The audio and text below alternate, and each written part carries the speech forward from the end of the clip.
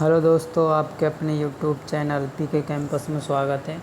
आज हम इस वीडियो में बात करेंगे राजस्थान होम गार्ड के जो वैकेंसियाँ निकल रही है, खाली पद है, तो उसके बारे में आज हम चर्चा करेंगे।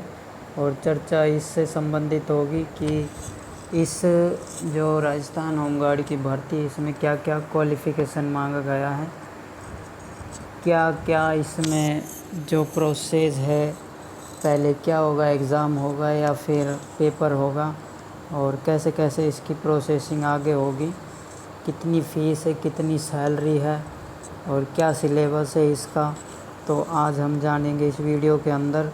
तो इस वीडियो को लास्ट तक देखिएगा, इसकी बिल्कुल ना कीजिएगा। और तो चलिए स्टार्ट करते हैं अपने वीडियो को। और स्टार्ट करने से पहले हम आपको बता देते हैं, अगर आपने हमारे चैनल को अभी तक सब्सक्राइब नहीं किया है तो प्लीज़ हमारे चैनल को सब्सक्राइब कर लें और नीचे जो बेल आइकन का बटन दिया गया है उसको दबा दें। इससे ये होगा कि समय समय पर जो भी नोटिफिकेशन हम डालेंगे वो आप तक प्राप्त होते रहेंगे। तो चलिए स्टार्ट करते हैं, इस नोटिफिकेशन के बारे में देखते हैं क्या है इसके अंदर। तो आपको दिखाई दे रहा होगा मेन स्क्रीन पर, निर्देशालय गृह रक्षा राजस्थान जयपुर से ये विज्ञप्ति जारी की गई है। तो ये गृह रक्षा स्वयंसेवक नामांकन हेतु विज्ञप्ति है, यानी कि होमगार्ड संबंधित। आपको यहाँ डेट भी दिखाई दे रही है राइट साइड, 4/3/2020 को जारी किया गया है ये नोटिफिकेशन। तो चलिए अपना नेक्स्ट जो मेन बात है उसको कर लेते हैं, ज़्यादा टाइम ना बर्बाद करते हुए। तो देखिए इसमें कितनी वैकेंसी है। तो वैकेंसियों की हम बात करें तो इसमें आपको वैकेंसी मिलेंगी 2500 रिक्त पद आपको दिए गए हैं 2500 पदों पर। और योग्य जो अभ्यर्थी है वो ऑनलाइन ई मित्र से फार्म भर सकते हैं। और ये आवेदन जो आप करोगे, आपके पास के नज़दीकी जो ई मित्र सेंटर है उस पर जाकर आप अप्लाई कर सकते हो। और जो इसके दिनांक है भरे जाने की, वो यहाँ पर आप देख सकते हो, 7/4/2020 से लेके और 7/4 को नोटिफिकेशन भरा जाना था और 6/5 से तक भरे जा रहे हैं। तो और यहाँ देखो इन्होंने बताया भी गया है कि आवेदकों को सलाह दी जाती है कि ऑनलाइन आवेदन की अंतिम तिथि 6/5/2020 का इंतज़ार किए बिना ही समय सीमा पर ऑनलाइन आवेदन कर दें, ताकि आपको कोई भी परेशानी ना उठानी पड़े। तो चलिए आगे चलते हैं हम। तो बात कर लेते हैं हम परीक्षा शुल्क की। जो होमगार्ड की परीक्षा शुल्क है, किसके लिए कितना कितना लागू हो रहा है। SC ST OBC जनरल जो भी है उनके कास्ट वाइज यहाँ पर दी गई है। अगर हम सामान्य की बात करें तो हम अन्य पिछड़ा वर्ग के लिए आवेदकों के लिए 200 रुपये है। और अदर जाति की बात करें, जैसे अनुसूचित जाति, अनुसूचित जनजाति, EWS या SBC वर्ग के जो आवेदक इच्छुक है अभ्यर्थी है, वो 175 रुपये यहाँ देंगे।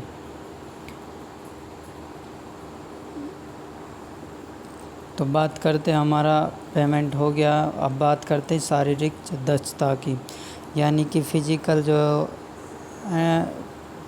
क्षमता है उसके बारे में क्या क्या है और कैसे क्या होगा।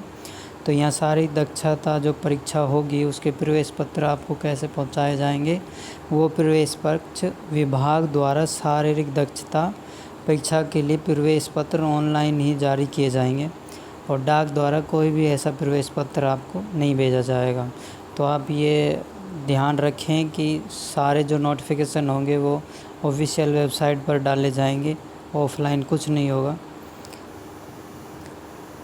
बात करते हैं आरक्षण की। आरक्षण किन किन को कितना दिया जाएगा। तो यहाँ आप देख सकते हो आरक्षण गृह रक्षा स्वयंसेवकों को नामांकन हेतु विभिन्न वर्गों के लिए नियमानुसार जो आरक्षण है वो यहाँ पर दिया गया है। अनुसूचित जनजाति के लिए 16%, अनुसूचित जनजाति के लिए 12% और अन्य पिछड़ा वर्ग के लिए 21%। आर्थिक रूप से जो कमज़ोर वर्ग के हैं उसको 10% और SBC है जिनको 5%। महिलाओं की बात करें तो यहाँ 30% आरक्षित है। अब चलते हैं आगे अपना मानदेय, यानी कि सैलरी कितनी इसमें होगी।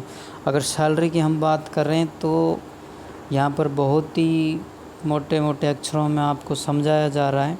गृह रक्षा स्वयंसेवक सरकारी कर्मचारी नहीं होते। राज्य सरकार के अध्यादेश यानी कि 1963 एवं राज्य सरकार द्वारा प्रसारित गृह रक्षा नियमावली 1962 के तहत संचालित इस विभाग में स्वयंसेवकों को चयनित कर प्रशिक्षण प्रदान किया संगठित किया जाता है। गृह रक्षा विभाग के नियमों के अनुसार राज्य सरकार के विभिन्न विभागों की मांग एवं अन्य स्वायत्तशासी संस्थाएं सरकारी व गैर सरकारी उपक्रमों में स्वयंसेवकों को नियोजित किया जाता है, जिसके लिए एक निश्चित मानदेय का प्रावधान है। और जो सैलरी आपको दी जाएगी, जो वर्तमान में चल रही 693 रुपये प्रति दिवस होमगार्ड के तौर पर नियोजन पर एवं 590 रुपये प्रति दिवस चतुर्थ श्रेणी कर्मचारी के तौर पर देय होती है। तो यहाँ आप देख सकते हो कि आपकी पर डे जो सैलरी होगी वो कितनी होगी। और यहाँ पर बात करें तो टाइम पीरियड की, तो राज्य सरकार द्वारा प्रसारित होमगार्ड नियमावली 1962 के नियम 8 के अनुसार चयनित स्वयंसेवकों के मात्र 5 वर्ष के लिए सदस्य प्रदान की जाती है और 5 वर्ष की वर्ष अवधि के बाद पुनर्नियुक्ति का प्रावधान किया गया है। तो ये बात हो चुकी है। अब बात करते हैं हम शिक्षा योग्यता की, यानी कि न्यूनतम शैक्षणिक योग्यता। तो इसमें कितना मांगा गया है, तो यहाँ से आपको ज़्यादा सीरियस नहीं करना है। यहाँ आप सिर्फ 8वीं पास होने चाहिए। 8वीं पास इस फॉर्म को अप्लाई कर सकते हैं। और आयु सीमा की बात करें तो यहाँ 1962 के तहत 1/4/2020 को 18 वर्ष से कम और 35 वर्ष से अधिक नहीं होना चाहिए, अर्थात आवेदक का जन्म 1/4/2000 के बाद और 2/4/1985 से पूर्व का ना हो। अब बात करते हैं शारीरिक मापदंड की, यानी कि अभ्यर्थी की ऊंचाई व सीने का न्यूनतम माप और वज़न कितना होना चाहिए। तो यहाँ पर आप देख सकते हो मापदंड और सामान्य क्षेत्र 12 जिले के जो सहारिया है तो उनके लिए अलग दिया गया है। यहाँ पर न्यूनतम ऊंचाई होनी चाहिए 168 सेंटीमीटर पुरुष की होनी चाहिए और यहाँ महिला की 152 सेंटीमीटर। और जो 12 ज़िले के रहने वाले हैं वहाँ पर सहारिया हेतु उनकी है 160 सेंटीमीटर पुरुष की और महिला की 145। सीने की बात करें तो बिना फुलाई 81 सेंटीमीटर और महिलाओं को इसमें लागू नहीं है। और यहाँ पर जो 12 ज़िले के हैं वो बिना फुलाई 74 सेंटीमीटर और महिलाओं के लिए लागू नहीं है। और यहाँ पर कम से कम 5 सेंटीमीटर का फुलाव मांगा गया है।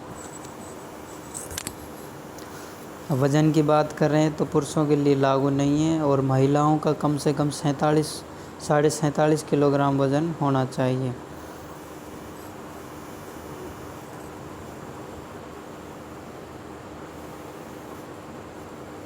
यहाँ बात करें वैकेंसियों की तो यहाँ पर आपको वैकेंसी दिखाई जा रही है। यहाँ देखते हैं जिला अलवर और अलवर में भिवाड़ी नीमराणा। तो यहाँ महिलाएं हैं जो विधवा है और जो सामान्य पुरुष है उनकी अलग अलग यहाँ पर वैकेंसी दी गई है। अगर अलवर की बात करें तो टोटल यहाँ पर देखते हैं हम, टोटल की बात यहाँ पर करें तो यहाँ टोटल है 219। इसी प्रकार यहाँ पर सभी ज़िलों की यहाँ पर वैकेंसी दी गई है। तो आप इसको विज्ञप्ति में देख सकते हो। भरने से पहले अपने जानकारी ले लेना और PDF देख कर लें और नोटिफिकेशन चेक करके आप आवेदन करना। तो पढ़ते हैं आगे। यहाँ परीक्षा केंद्रों की बात करें तो यहाँ दिखाए गए हैं। जो अलवर क्षेत्र के निवासी जैसे भिवाड़ी, नीमराणा, भरतपुर, बयाना, डीग, भुसावर, धौलपुर शहर, बाड़ी, करौली, तो इनका जो एग्ज़ाम सेंटर होगा वो अलवर होगा। परीक्षा केंद्र जहाँ पर नामांकन प्रक्रिया पूर्ण की जाएगी वो अलवर होगा।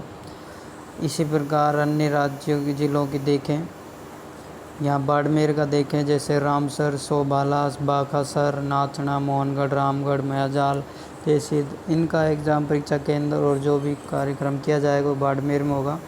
सभी अपने आसपास के देख लें।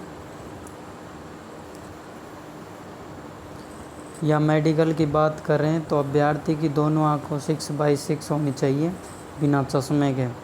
अभ्यर्थी मानसिक रूप से जागरूक हो, सुदृढ़ और स्वास्थ्य वाला हो, शारीरिक विकार, दोष और रोगों से मुक्त होना चाहिए। ये नॉर्मल सी बातें हैं, तो आप इनसे बिल्कुल भी परेशान ना हो।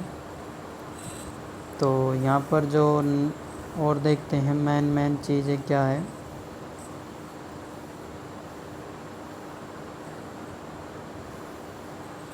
यहाँ बात कर लेते हैं फिजिकल की। तो दौड़ में जो पुरुष है उनके लिए 1000 मीटर यानी कि 1 किलोमीटर की दौड़ होगी और अधिकतम अंक 30 होंगे। 3 मिनट 40 सेकंड का समय दिया जाएगा, जिसमें 15 अंक प्राप्त होंगे। अगर 3 मिनट 20 सेकंड में कोई करता है तो 23 अंक, और 3 मिनट 10 सेकंड में करता है तो उसको पूरे 30 अंक मिलेंगे। और महिलाओं की बात कर रहे हैं तो यहाँ पर 4 मिनट 30 सेकंड में 15 अंक, 3 मिनट 40 सेकंड में करता है 23 अंक, और 3 मिनट 15 सेकंड तक करता है तो 30 अंक यहाँ पे प्रदान किए जाएंगे। अगर आपके पास कोई विशेष योग्यता है, जैसे नेशनल कैडेट कोड यानी कि एनसीसी का सर्टिफिकेट है, या आरकेसीएल का आपके पास डिप्लोमा है, या कोई भी आईटीआई की साइड से आपके पास डिग्री है, यानी कि इलेक्ट्रीशियन, फिटर, प्लम्बर, वेल्डिंग से आईटीआई किए हुए थे, उसका अधिकतम अंक आपको यहाँ जुड़ जाएंगे और उसका फ़ायदा मिलेगा। बात करते हैं एनसीसी का सर्टिफिकेट, अगर आपके पास ABC का है तो उसके लिए अंक निर्धारित किए गए हैं। ए के लिए 4, बी के लिए 6 और सी के लिए 8। अगर आपके पास डिप्लोमा है तो उसके लिए आपको 3 अंक प्रदान किए जाएंगे, जिसमें आप राजस्थान RSCIT जो आपने की हुई है वो चल सकता है इसमें। अगर आपने ITI की गई है तो ये 2 अंक यहाँ आपको मिल सकते हैं।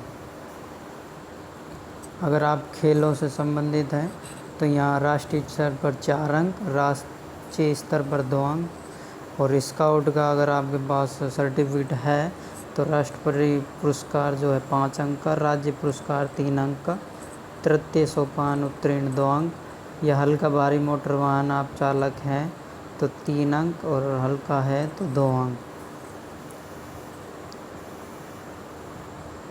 यहाँ पर देख लेते हैं परीक्षा का चरण और अधिकतम अंक।